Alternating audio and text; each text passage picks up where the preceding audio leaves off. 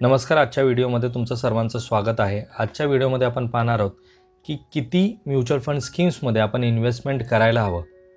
हाच आजच्या व्हिडिओचा टॉपिक आहे. तर चला व्हिडिओला स्टार्ट करूयात. पण व्हिडिओला स्टार्ट करण्याअगोदर जर तुम्ही चॅनलवरती नवीन असाल आणि अजूनही चॅनलला सबस्क्राईब केलं नसेल तर सबस्क्राईब करून ठेवा, म्हणजे असेच इन्फॉर्मेटिव्ह व्हिडिओज तुम्हाला या चॅनलवरती पाहता येतील. तर चला व्हिडिओला स्टार्ट करूया. भारतामध्ये 44 म्युच्युअल फंड कंपनीज आहेत आणि या 44 म्युच्युअल फंड कंपनीजच्या अंडर 2,500 म्युच्युअल फंड स्कीम्स आहेत, ज्यामध्ये लोक इन्व्हेस्टमेंट करतात. आता जर तुम्हाला इन्व्हेस्टमेंट करायची असेल या स्कीम्समध्ये तर 2,500मधनं एक चांगली म्युच्युअल फंड स्कीम शोधणं खूप अवघड होऊन जातं. मग आपण काय करतो, एखाद्या इन्व्हेस्टमेंट ॲडवायझरला सांगतो की मला म्युच्युअल फंडमध्ये इन्व्हेस्टमेंट करायची आहे. मग तो आपल्यासमोर 10 ते 15 ऑप्शन्स ठेवतो आणि त्यातल्या एका म्युच्युअल फंड स्कीममध्ये आपण इन्व्हेस्टमेंट करतो. 2-4 महिन्यानंतर परत तो आपल्याला सांगतो की एखादी नवीन स्कीम मार्केटमध्ये आलेली आहे आणि यामध्ये तुम्ही इन्व्हेस्टमेंट केली तर तुम्हाला फ्युचरमध्ये चांगले रिटर्न्स मिळतील. मग आपण त्यामध्ये पण इन्व्हेस्टमेंट करतो. असं करत करत आपल्याकडे 5, 10, 15, 20 काही लोक असे आहेत की त्यांच्याकडे 25 पण म्युच्युअल फंड स्कीम्स आहेत. म्हणजे त्याच्यामध्ये ते लोक 500, 1000, 500,000, 2000, 3000 असं करत करत इन्व्हेस्टमेंट करतात. एवढ्या सर्व स्कीममध्ये जर त्यांनी इन्व्हेस्टमेंट केली तर याचा अर्थ त्यांना खूप चांगले रिटर्न्स मिळणार आहेत का? तर नाही. रिटर्न्स तुम्हाला तेवढेच मिळणार आहेत. फरक फक्त एवढाच होणार आहे की तुमच्याकडे पसारा खूप होणार आहे, खूप साऱ्या स्कीम्स जमा होणार आहेत, एवढंच होणार. पण रिटर्न्स तुम्हाला तेवढेच मिळणार.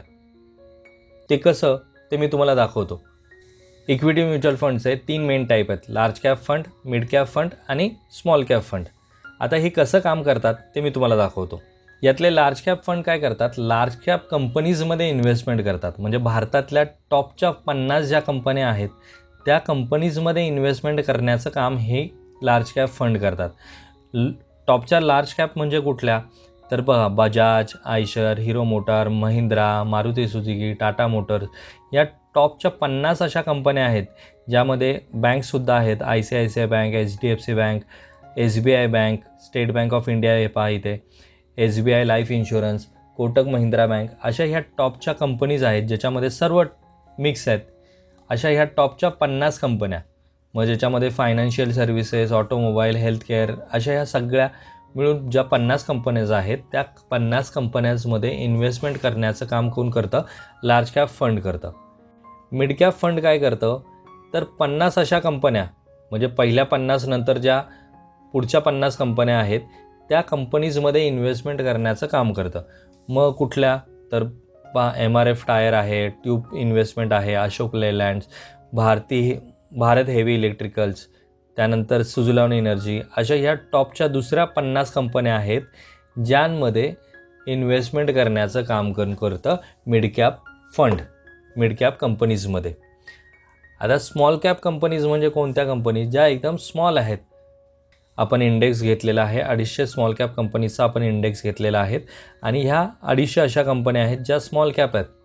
मग ज्याच्यामध्ये पहा, ॲजिस आहे, लॉजिस्टिक इंडिया, आरती इंडस्ट्रीज आहे, आवाज फायनान्स आहे, त्यानंतर अलोक इंडस्ट्रीज आहेत. अशा या टॉपच्या 250 कंपनीज आहेत ज्याच्यामध्ये financial, capital goods, healthcare, chemical, fast moving consumer goods अशा 252 कंपनीज आहेत. आणि या स्मॉल कॅप कंपनीज किंवा या मिड कॅप कंपनीज किंवा लार्ज कॅप कंपनीजचा डेटा मी स्वतः बनवलेला नाही आहे. हा डेटा तुम्हाला NSEच्या वेबसाईटवरती मिळून जाईल, ज्याच्यामध्ये तुम्ही डाउनलोड करून आणि पाहू शकता की टॉप 50 कंपनीज कुठल्या आहेत, टॉप मिड कॅप 50 कंपनीज किती आहेत किंवा स्मॉल कॅप कंपनीज कोणत्या आहेत. या सगळ्यांचा डेटा तिथे अवेलेबल आहे, तो तुम्ही घेऊन पाहू शकता. तर हा झाला मी लार्ज कॅप, मिड कॅप आणि स्मॉल कॅप कंपनीजमधला फरक तुम्हाला सांगितला. आता आपण येऊयात लार्ज कॅप फंडमध्ये. लार्ज कॅप फंड म्हणजे कोणता, की ज्याच्यामध्ये लार्ज कॅप कंपनीजमध्ये इन्व्हेस्टमेंट जास्त होते. हा आहे टाटाचा लार्ज कॅप फंड, ज्याच्यामध्ये तुम्ही पाहाल तर 71% इन्व्हेस्टमेंट ही लार्ज कॅप कंपनीजमध्ये आहे, मिड कॅपमध्ये 9 आहे आणि 4% इन्व्हेस्टमेंट ही त्यांची स्मॉल कॅप कंपनीजमध्ये आहे. म्हणजे लार्ज कॅप कंपनीजमध्ये सगळ्यात जास्त इन्व्हेस्टमेंट आहे, बरोबर. असाच आपण अजून एक पाहूयात, ICICI Prudential blue chip fund. आता ह्या नावावरनं तर तुम्हाला समजणार नाही हा लार्ज कॅप आहे की मिड कॅप आहे. तर इथे त्याची पोर्टफोलिओ जर तुम्ही पाहिला तर त्याच्यावरून तुम्हाला समजणे की 80% इन्व्हेस्टमेंट ही कशामध्ये आहे, तर लार्ज कॅप कंपनीजमध्ये आहे. सगळ्यात मोठ्या ज्या पहिल्या 50 कंपनीज मगाशी मी तुम्हाला दाखवल्या त्या कंपनीजमध्येच याची इन्व्हेस्टमेंट जास्त आहे. तर कोणत्याही म्युच्युअल फंडमध्ये इन्व्हेस्टमेंट करत असताना तुम्ही त्याचा पोर्टफोलिओ पाहणं खूप गरजेचं आहे, की तुम्हाला समजलं पाहिजे की तो लार्ज कॅप आहे की मिड कॅप आहे. आता हे झालं आपण लार्ज कॅप फंड पाहिले. आता मी तुम्हाला मिड कॅप फंड दाखवतो. तर हा आहे SBIचा मिड कॅप फंड, ज्यामध्ये तुम्ही पाहिलं तर मिड कॅपमध्ये इन्व्हेस्टमेंट जास्त आहे. म्हणजेच कुठल्या मिड कॅप कंपनीजमध्ये यांची इन्व्हेस्टमेंट सगळ्यात जास्त आहे. स्मॉल कॅपमध्ये पण आहे आणि लार्ज कॅपमध्ये, पण सगळ्यात जास्त कशामध्ये आहे तर मिड कॅपमध्ये आहे. हा झाला SBIचा मिड कॅप फंड. असाच जर तुम्ही HDFCचा मिड कॅप अपॉर्च्युनिटी फंड पाहिला तर याच्यामध्ये सुद्धा 52% इन्व्हेस्टमेंट ही मिड कॅप कंपनीजमध्ये आहे. स्मॉल कॅप कंपनीजमध्ये कमी आहे. आता आपण पाहूयात स्मॉल कॅप फंड. हा आहे HDFCचा स्मॉल कॅप फंड, ज्यामध्ये तुम्ही पाहिलं तर लार्ज कॅपमध्ये खूप कमी इन्व्हेस्टमेंट आहे, मिड कॅपमध्ये खूप कमी इन्व्हेस्टमेंट आहे, पण स्मॉल कॅप कंपनीजमध्ये याची इन्व्हेस्टमेंट सगळ्यात जास्त आहे, कारण की हा स्मॉल कॅप फंड आहे. असंच आपण पाहूयात निपॉनचा स्मॉल कॅप फंड. यामध्ये सुद्धा पहा 53% इन्व्हेस्टमेंट ही कशामध्ये आहे स्मॉल कॅप कंपनीजमध्ये आहे आणि लार्ज कॅपमध्ये आणि मिड कॅपमध्ये कमी आहे, पण सगळ्यात जास्त इन्व्हेस्टमेंट यांची स्मॉल कॅप कंपनीजमध्ये आहे. अशा प्रकारे लार्ज कॅप कंपनीजमध्ये इन्व्हेस्ट केले जातं, मिड कॅप कंपनीजमध्ये इन्व्हेस्टमेंट केलं जातं आणि स्मॉल कॅप कंपनीजमध्ये इन्व्हेस्टमेंट केलं जातं. आता तुम्ही जर वेगवेगळ्या फंड्समध्ये जर इन्व्हेस्टमेंट केली तर तुम्हाला किती रिटर्न्स मिळत आहेत ते पाहूयात. लार्ज कॅपमध्ये जर तुम्ही इन्व्हेस्टमेंट केली तर तुम्हाला 10 वर्षामध्ये अराऊंड 15%च्या आसपास रिटर्न्स मिळतील. म्हणजे कोणत्याही कंपनीच्या फंडमध्ये तुम्ही इन्व्हेस्टमेंट करा, तुम्हाला 15%च्या आसपासच रिटर्न मिळणार आहेत. मिड कॅप फंडमध्ये जर तुम्ही इन्व्हेस्टमेंट केलात तर कोणत्याही कंपनीच्या फंडमध्ये तुम्ही इन्व्हेस्टमेंट करा, तुम्हाला अराऊंड 20%च्या आसपास रिटर्न्स मिळणार. म्हणजे किती मिळणार 20%च्या आसपास 10 वर्षामध्ये रिटर्न्स मिळणार. आणि जर तुम्ही कोणत्याही स्मॉल कॅप फंडमध्ये इन्व्हेस्टमेंट केलात तर तुम्हाला 24%, 25% म्हणजे 22%च्या आसपास रिटर्न मिळणार आहेत. मग इथे वेगवेगळ्या कंपनीज आहेत. ह्या कंपनीज फक्त एक्झाम्पल म्हणून घेतलेल्या आहेत. मी कोणत्याही प्रकारचं तुम्हाला रिकमेंडेशन करत नाही आहे की तुम्ही ह्या कंपनीजमध्ये इन्व्हेस्टमेंट करा. हा फक्त तुम्हाला डेटा दाखवतो आहे की कशा प्रकारे इन्व्हेस्टमेंट करू शकता तुम्ही. आणि या व्यतिरिक्त लार्ज आणि मिड कॅप फंडसुद्धा मार्केटमध्ये अवेलेबल आहेत आणि त्यांचे रिटर्नसुद्धा तुम्ही पाहू शकता. तर अराऊंड ॲव्हरेज 17 ते 18% रिटर्न तुम्हाला मिळतात. आणि थोडक्यात जर आपण ॲव्हरेज रिटर्न पाहिलं तर लार्ज कॅप फंड तुम्हाला 15%च्या आसपास रिटर्न देतात, मिड कॅप फंड तुम्हाला 20%च्या आसपास रिटर्न देतात आणि स्मॉल कॅप फंड तुम्हाला 22%च्या आसपास रिटर्न देतात.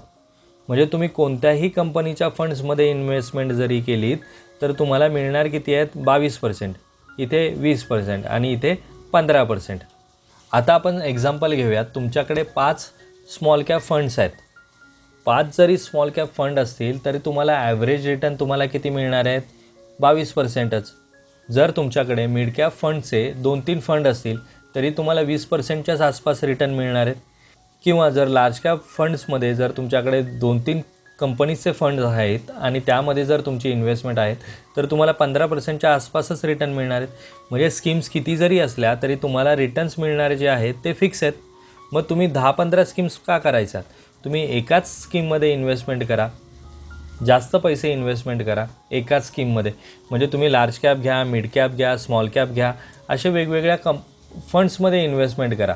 म्हणजे लार्ज कॅपमध्ये घेतलात तर तुमचे लार्ज कॅपमध्ये इन्व्हेस्टमेंट असेल, स्मॉल कॅपमध्ये घेतलं तर स्मॉल कॅपमध्ये इन्व्हेस्टमेंट असेल आणि मिड कॅपमध्ये घेतलं तर मिड कॅपमध्ये इन्व्हेस्टमेंट असेल. म्हणजे मार्केटमधल्या सगळ्या टाईपच्या कंपनीजमध्ये तुमची इन्व्हेस्टमेंट असेल. पण जर तुमचे सगळी इन्व्हेस्टमेंट फक्त स्मॉल कॅप फंड्समध्ये असेल तर पुढे जाऊन तुम्हाला रिटर्न जरी चांगले मिळणार, पण तुमचा जो पोर्टफोलिओ आहे तो डायव्हर्सिफाय नसणार आहे, तो लिमिटेड असणार आहे. त्यामुळे जर इन्व्हेस्टमेंट तुम्ही 4-5 म्युच्युअल फंड्स स्कीम्समध्ये इन्व्हेस्टमेंट करण्याची जर तुमची इच्छा असेल तर अशा प्रकारची इन्व्हेस्टमेंट तुम्ही करू शकता. 2 लार्ज कॅप फंड्स घ्या, 3 मिड कॅप फंड घ्या आणि जर तुम्ही ॲग्रेसिव्ह इन्व्हेस्टर असाल तर अजून 3 स्मॉल कॅप फंड्स घ्या. पण या व्यतिरिक्त यापेक्षा जास्त फंड्स घेऊ नका. माझ्या मते टोटल तुमचे 5च म्युच्युअल फंड स्कीममध्ये इन्व्हेस्टमेंट असायला हवी. एक तर लार्ज कॅप फंडमध्ये, दुसरं एक मिड कॅप फंडमध्ये आणि 2 स्मॉल कॅप फंड्समध्ये आणि एक large and mid cap fund जो आहे त्यामध्ये. म्हणजे ओव्हरऑल सगळं कवर होणारे मार्केट फक्त 5 स्कीममध्ये. फक्त 5 स्कीममध्ये तुमचे सगळी इन्व्हेस्टमेंट सगळ्या मार्केटमध्ये तुमचे पैसे लागणार आहेत, एका पर्टिक्युलर सेगमेंटमध्ये तुमचे पैसे लागणार नाहीत. वेगवेगळ्या म्युच्युअल फंड्समध्ये जर तुम्ही इन्व्हेस्टमेंट केली तर तुम्हाला रिटर्न्स कसे मिळतात ते दाखवतो. जर तुम्ही स्मॉल कॅपमध्ये इन्व्हेस्टमेंट केली तर तुम्हाला माहिती आहे 22% आसपास तो रिटर्न देतो. म्हणजे 22% घेतलं आणि मी इथे घेतो आहे 20 वर्ष. 5,000ची इन्व्हेस्टमेंट 20 वर्ष 22% रिटर्न मला मिळतात आहेत. तर माझी इन्व्हेस्टमेंट असणार आहे 12 लाख रुपये आणि मिळणारी जी रक्कम आहे ती असणार आहे 2 करोड. किती वर्षानंतर? 20 वर्षानंतर. आता हेच जर मी लार्ज कॅप कंपनीजमध्ये इन्व्हेस्टमेंट केली किंवा लार्ज कॅप फंड्समध्ये माझी इन्व्हेस्टमेंट असेल तर 20 वर्षामध्ये 12 लाखाची इन्व्हेस्टमेंट असते आणि रिटर्न्स किती मिळणार मला? 75 लाख रुपये. यामध्ये तुम्हाला माहिती आहे मला यामध्ये तुम्हाला रिटर्न्स कमी मिळत आहेत, पण ह्यामध्ये रिस्क तुमची कमी असते कारण की ह्या टॉपच्या कंपनीज आहेत. भले तुम्हाला रिटर्न्स मिळणार नाही आहेत पण तुमचा लॉसही जास्त होणार नाही. त्यानंतर पाहूयात मिड कॅप म्युच्युअल फंड्समध्ये जर तुम्ही इन्व्हेस्टमेंट केली तर तुम्हाला 18%च्या आसपास रिटर्न मिळणार आहेत आणि ते किती आहेत? 12 लाखाची इन्व्हेस्टमेंट असणार आणि मिळणारी रक्कम आहे 1 करोड 17 लाख रुपये. कारण की आपण 18%च्या रिटर्नच्या हिशोबाने घेतो आहे. आणि हेच मगाशी सांगितल्याप्रमाणे जर तुम्ही स्मॉल कॅप कंपनीजमध्ये इन्व्हेस्टमेंट करताय तर तुम्हाला 22 ते 23%च्या आसपास रिटर्न मिळतात आहेत आणि मिळणारी जी रक्कम आहे ती 2 करोडच्या वरतीच मिळणार आहे, फक्त 5,000च्या मंथली SIP वरती. जर तीनही प्रकारच्या म्युच्युअल फंड स्कीम्समध्ये जर तुम्ही इन्व्हेस्टमेंट केले 20 वर्ष 5,000 रुपयाप्रमाणे आणि आपण ॲव्हरेज घेऊयात की तुम्हाला 20%च्या आसपास रिटर्न मिळतात आहेत, तरी 12 लाखावरती तुम्हाला साधारण 1.5 करोड रुपये मिळणार आहेत या 12 लाखाच्या इन्व्हेस्टमेंटवरती. तर एवढे चांगले हे म्युच्युअल फंड्स असतात ज्यामध्ये जर तुम्ही सिस्टमॅटिकली व्यवस्थित विचार करून इन्व्हेस्टमेंट केली तर तुम्हाला येणाऱ्या काळामध्ये जबरदस्त असे रिटर्न मिळणार आहेत. तर आजच्या व्हिडिओमध्ये मित्रांनो एवढंच. आजचा जर व्हिडिओ तुम्हाला आवडला असेल आणि इन्फॉर्मेटिव्ह वाटत असेल तर व्हिडिओला लाईक करायला विसरू नका. चॅनलवरती जर नवीन असाल तर चॅनलला सबस्क्राईब करायला विसरू नका. भेटूया अशाच एका इन्फॉर्मेटिव्ह व्हिडिओमध्ये. तोपर्यंत बाय बाय.